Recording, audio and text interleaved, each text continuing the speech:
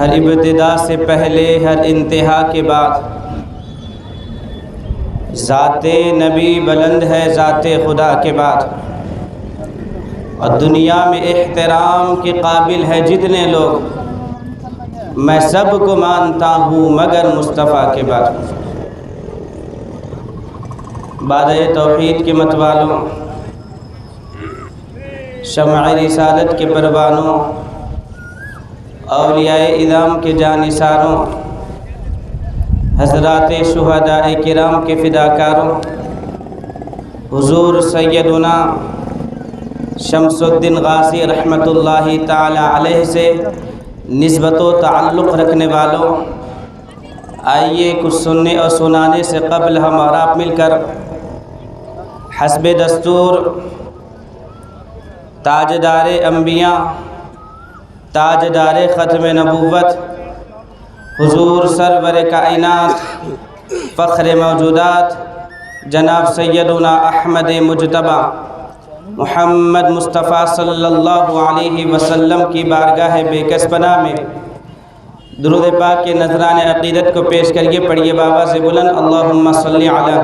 سیدنا محمد وعلی آلہ واصحابہ وبارک وسلم، صلاۃ و سلام علیک یا رسول اللہ صلی اللہ تعالی علیہ وسلم۔ قابل صد احترام بزرگوں، عزیز دوستوں اور نوجوان ساتھیوں، برادران ملت اسلامیہ، الحمدللہ اللہ تبارک و تعالیٰ کا فضل، اس کا کرم ہم پر ہوا، اور اللہ تبارک و تعالیٰ نے ہمیں پھر ایک مرتبہ عید الفطر کی مبارکباد اور عید الفطر کی خوشیاں نصیب فرمائیں۔ میں آپ حضرات کو اپنی جانب سے عید الفطر کی مبارکباد پیش کرتا ہوں، اور اللہ کی بارگاہ میں دعا گو ہوں کہ مولا کریم ہم تمام کو عید سعید کی حقیقی خوشیاں نصیب فرمائے۔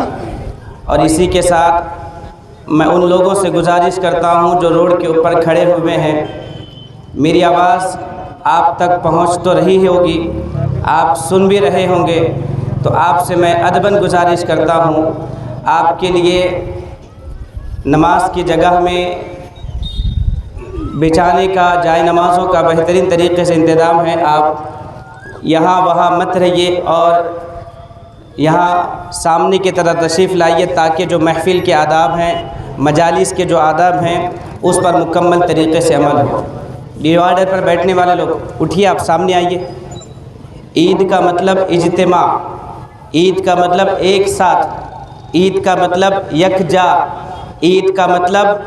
اتحاد، عید کا مطلب اتفاق، عید کا مطلب مسلمانوں کا ہجوم، عید کا مطلب مسلمانوں کے سروں کا سمندر ٹھاٹے مارتا ہوا۔ اگر آپ چیدہ چیدہ رہیں گے، بکھرے ہوئے رہیں گے، تو یاد رکھیے مسلمانوں، ہمارا بکھرے ہوئے رہنا، ہمارا چیدہ چیدہ رہنا، ہمارا منتشر رہنا نہ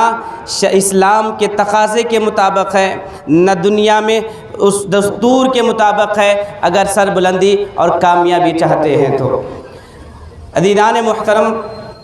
عید سعید، عید الفطر کی خوشیاں منانے کے لیے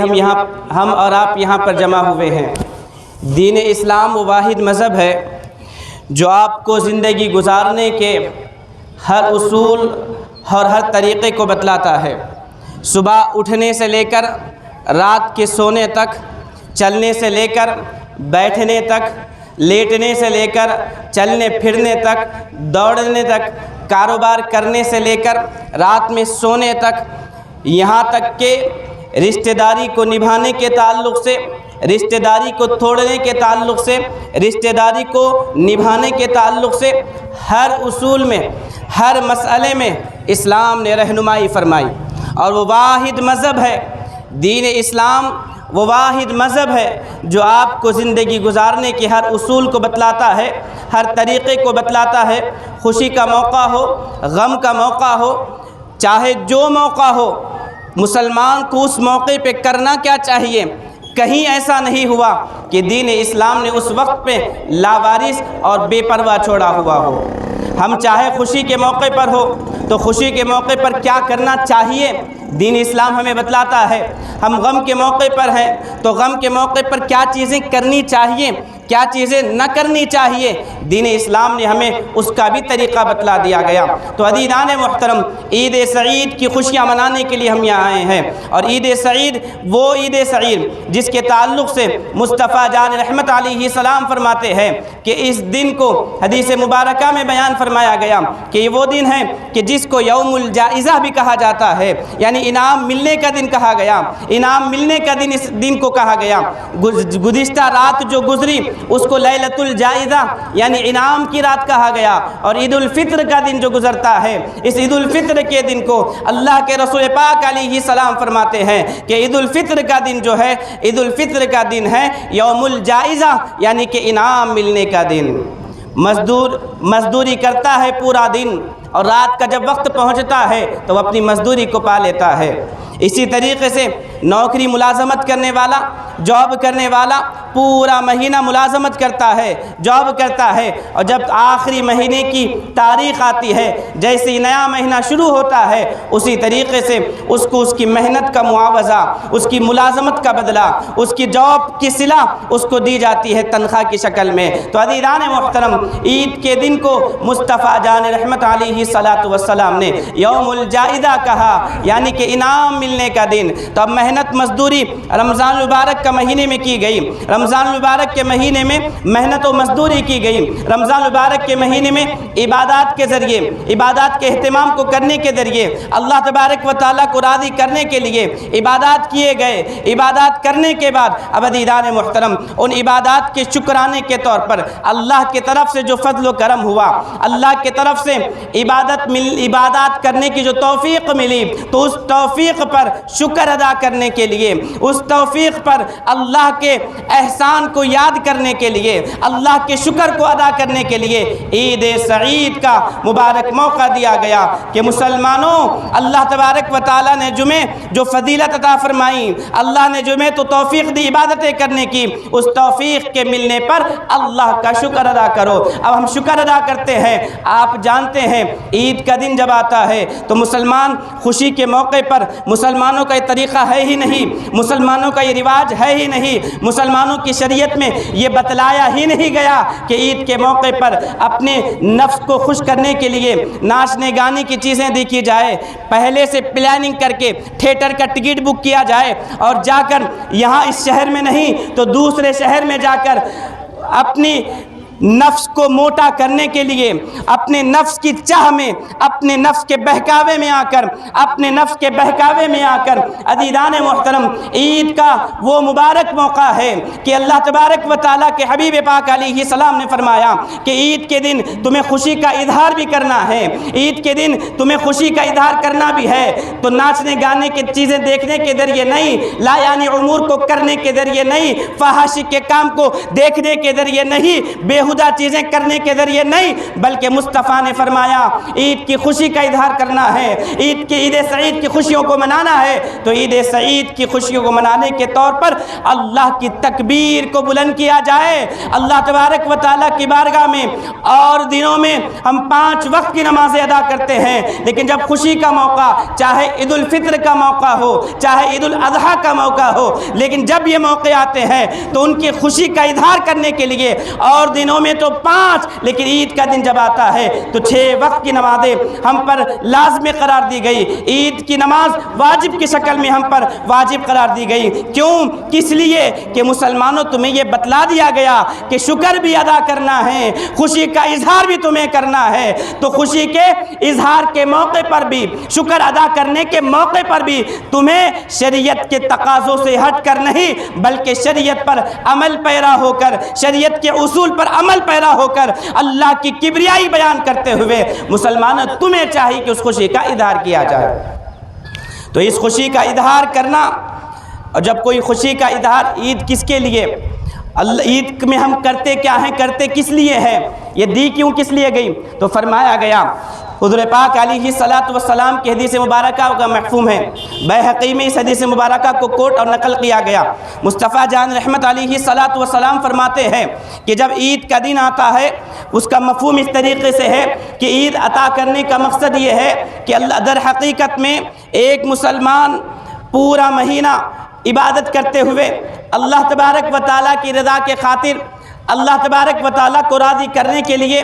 دکھاوے کے لیے نہیں، لوگ مجھے متقی پرہیزگار کہے اس لیے نہیں، لوگ مجھے بڑا سخی کہے اس لیے نہیں، بلکہ مصطفیٰ فرماتے ہیں کہ جو اللہ کی رضا کے خاطر، اللہ کی خوشنودی حاصل کرنے کے لیے، اللہ کی رضا کو حاصل کرنے کے لیے پورا مہینہ ہم نے جو عبادتیں کی، اور عبادتیں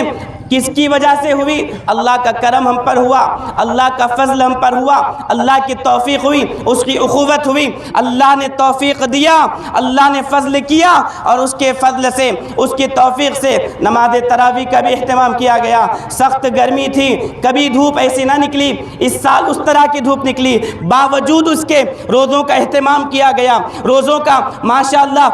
پورے مسلسل 30 کے 30 روزے مکمل ہو گئے۔ جان بوجھ کر شرعی مجبوری کے علاوہ کسی کا بھی کوئی روزہ نہیں چھوٹا۔ اب جس نے رمضان کے پورے روزے رکھے، نماز تراویح کا بھی اہتمام ہوا، قرآن کی تلاوت کا بھی اہتمام ہوا، قرآن کو سننے کا بھی اہتمام ہوا، قرآن کو سمجھنے کی کوشش بھی کی گئی، قرآن کو سیکھنے کی کوشش بھی کی گئی، قرآن کے اعزاز میں تحفتاً ہدیتاً نذرانے کے طور پر پیش کیے گئے، قرآن عبادتوں کا سلسلہ چلا، تو عبادتوں کا سلسلہ جو چلا، اللہ کا جو فضل ہوا، اللہ کی جو توفیق ملی، تو اس توفیق کے ملنے پر اللہ تبارک و تعالیٰ کے اللہ کی بارگاہ میں اللہ کا شکر ادا کرنے کے لیے عید سعید کی مبارک خوشیاں عطا فرمائے گئے۔ اللہ کی بارگاہ میں شکر گزار بننے کے لیے، اللہ کی کبریائی بیان کرنے کے لیے کہ اللہ تبارک و تعالیٰ کی تکبیر کے ذریعے اللہ اکبر لا الہ الا اللہ واللہ اکبر وللہ الحمد، اس تکبیر کے ذریعے اللہ کی جب کبریائی بلند ہوگی، اللہ کی کبریائی بیان کی جائے گی، اللہ تبارک و تعالیٰ کی عظمت و بلندی کو بیان کیا جائے گا، اور ساتھ ہی ساتھ میں اللہ تبارک و تعالیٰ نے جو فضل کیا، اللہ نے جو توفیق دی، تو اس توفیق کے ملنے پر اللہ کی حمد کے ذریعے، اللہ کے شکر کو ادا کرنے کے ذریعے عید سعید کی خوشیوں کو منایا جائے گا۔ تو جب ان عید سعید کی خوشیوں کو منایا گیا، اللہ تبارک و تعالیٰ نے اس کی جزا بھی رکھی، اس کا صلہ بھی رکھا، تو معلوم یہ ہوا کہ جنہوں نے اللہ کی رضا کے لیے روزوں کا اہتمام کیے، جنہوں نے اللہ تبارک و تعالیٰ کے لیے پورا مہینہ عبادتیں کی، اللہ تبارک و تعالیٰ نے ان کی اجرت کے طور پر، ان کے بدلے کے طور پر، ان کی جزا کے طور پر مسلمانوں عید کی خوشیاں دی گئی۔ عید کا دن وہ دن ہے، مصطفیٰ جان رحمت علیہ السلام فرماتے ہیں غنیت الطالبین میں، حضور پیران پیر غوث اعظم رضی اللہ تعالیٰ عنہ نے لکھا، آپ بیان فرماتے ہیں کہ اللہ تبارک و تعالیٰ عید کے دن جب بندہ اللہ کی تکبیر بیان فرماتا ہے، اللہ تبارک و تعالیٰ کی تکبیر جب بیان کرتا ہے، تو اللہ کی تکبیر بیان کرنے سے اللہ تبارک و تعالیٰ، آپ جانتے ہیں عیدین میں جب آیا جائے تو عیدین میں حکم یہ ہے، سنت یہ ہے کہ جب ہم گھر سے نکلیں تو تکبیر بیان کی جائے، اللہ اکبر لا الہ الا اللہ واللہ اکبر وللہ الحمد، یہ تکبیر بیان کی جائے۔ تو جب اللہ تبارک و تعالیٰ کے حبیب فرماتے ہیں کہ بندہ جب عید کے دن اللہ کی تکبیر بیان کرتے ہوئے، اللہ کی کبریائی بیان کرتے ہوئے عید کی نماز پڑھنے کے لیے پہنچتا ہے، عید کی نماز پڑھنے کے لیے آتا ہے، تو عزیزان محترم اللہ کے رسول فرماتے ہیں کہ اللہ تبارک و تعالیٰ فرشتوں کو سوال کرتا ہے کہ ذرا بتاؤ تو صحیح، جو مزدور پورا مہینہ مزدوری کرے، اپنا کام پورے طریقے سے کر لے، تو کیا اس کی مزدوری ملنا، پوری اس کو مزدوری ملنا چاہیے نہ چاہیے؟ کیا اس کو اس کی اجرت پوری ملنی چاہیے نہ چاہیے؟ فرشتے کہتے ہیں مولا ہاں اس کو اجرت ملنی چاہیے، اس کو اس کا معاوضہ ملنا چاہیے، اس کو اس کا بدلہ ملنا چاہیے۔ تو عزیزان محترم اس کے اس معاوض تو اللہ تبارک و تعالیٰ فرشتوں کو کہتا ہے تو سنو، یہ عید کی نماز پڑھنے کے لیے اس میدان میں، عید کے نماز نماز پڑھنے کے لیے جو لوگ عید کی نماز پڑھنے کی جگہ پر جمع ہوئے ہیں، جو گویا کہ رب فرماتا ہے فرشتوں سنو، عرس میدان کے موقع پر غازی سرکار کی گنبد کے سائے میں عرس میدان میں عید کی نماز پڑھنے کے لیے جو لوگ جمع ہوئے ہیں، اللہ کی کبریائی بیان کرتے ہوئے آئے ہیں، اللہ کی کبریائی کو بیان کرنے کے لیے آئے ہیں، تو جو لوگ جمع ہوئے ہیں اللہ فرماتا ہے فرشتوں ان سب کی تم مغفرت فرما دینا۔ ہم آتے تو ہیں اپنے گناہوں کی گٹری کو سر پر لے کر، ہم آتے تو ہیں کسی کے حق مارنے کے گناہ کو لے کر، کسی کی غیبت، کسی کی چغلی، کسی کے حسد، کسی کے خلاف فتنہ، کسی کی حق تلفی کرتے ہوئے، کسی کے ساتھ فتنہ پروری کرتے ہوئے، کسی کے حقوق کو صحیح طریقے سے ادا نہ کرتے ہوئے، نمازوں کی پابندی نہ کرنے کے ذریعے، نمازوں کو چھوڑنے کے ذریعے، روزوں کو جان بوجھ کر چھوڑنے کے ذریعے ہم آتے تو ہیں گناہوں کے ذریعے، گناہوں کی گھٹڑی کو لے کر، لیکن عزیزان محترم اللہ تبارک و تعالی فضل فرماتا ہے، اللہ کرم فرماتا ہے، اللہ انعام فرماتا ہے اور فرشتوں کو کہتا ہے کہ جو لوگ عید کی نماز پڑھنے کے لیے ایمان کے ساتھ احتساب کے ساتھ آئے ہوئے ہیں ان تمام لوگوں کی تم مغفرت فرما دینا۔ یہ انعام، یہ صلہ اور یہ بدلہ ملتا ہے ان لوگوں کو جو اللہ تبارک و تعالیٰ کی کبریائی بیان کرنے آتے ہیں حقیقی طور پر خوش دلی کے ساتھ اور خلوص للہیت کے ساتھ۔ اب عزیزان محترم عید الفطر کا پیغام ہم کیا لیں؟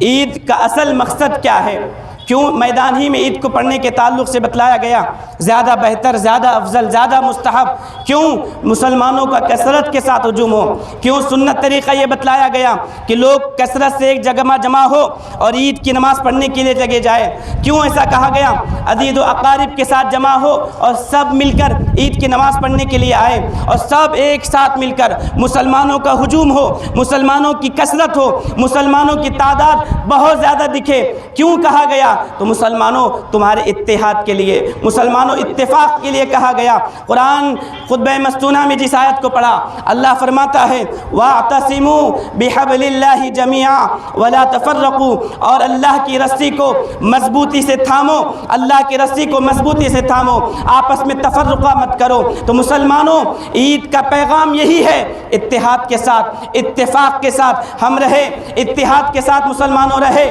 اتفاق کے ساتھ رہے۔ یاد رکھیے انتشار، یاد رکھیے اختلاف، یاد رکھیے فرقوں میں بٹ جانا، یاد رکھیے گروپ میں بٹ جانا۔ ہم آج بٹ گئے ہیں، ہم خود کو کہتے تو سنی ہیں، ہم خود کو کہتے تو پکا مسلمان کہتے ہیں، لیکن ہم گروپوں میں بٹ گئے ہیں، ہم گروپوں میں بٹ گئے ہیں۔ یاد رکھیے گروپ بندی اسلام کے عروج کا ذریعہ کبھی بھی نہیں بنی۔ اسلام کے عروج کا ذریعہ صحابہ کرام رضوان اللہ تعالی علیہم اجمعین کے درمیان میں، ان کی مابین میں ان کا جو اتحاد تھا، ان کا جو اتفاق تھا، ان کی جو باہمی اخوت، ان کی جو بھائی چارگی تھی، وہ اخوت، وہ بھائی چارگی اسلام کے عروج کا ذریعہ بنا۔ آپ جانتے ہیں مسلمانوں نے جب ہجرت کر کے مدینہ گئے تو انصار صحابہ نے مسلمانوں کی ایسی حمایت کی، مسلمانوں کی ایسی مدد فرمائی جو مکہ سے اپنے گھر کو چھوڑ کر، اپنے آل و اولاد کو چھوڑ کر، اپنے جائیدادوں کو چھوڑ کر،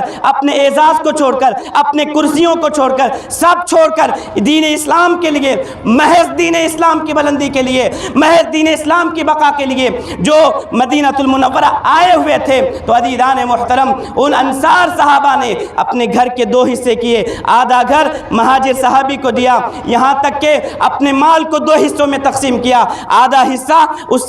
وہ مہاجر صحابی جو ان کے بھائی ان کا بنایا گیا تھا اس کو دیا گیا۔ تو عزیزان محترم کیوں، کس لیے؟ وہ اتحاد، وہ اتفاق تھا۔ تو آج مسلمانوں، آج جو ہماری پستی ہے، آج جو ہماری ذلت ہے، جو آج ہماری رسوائی ہے، آج جو ہم سمٹ رہے ہیں، آج جو ہم ختم ہونے کے در پہ ہیں، آج جو ہمارا دبدبا، آج ہماری عزت، آج ہماری چیزیں جو ختم ہونے پر ہے، اس کی بنیادی وجہ آپس کے اتحاد نہ ہونا، آپس میں اختلاف کا ہونا، آپس میں صحیح طریقے سے میل کا نہ ہونا۔ معمولی باتوں پر ہم جھگڑے کرتے ہوئے نظر آتے ہیں، ہم شخصیتوں کو ہم پوج رہے ہیں، ہم شخصیتوں کو سمجھ رہے ہیں۔ مسلمانوں،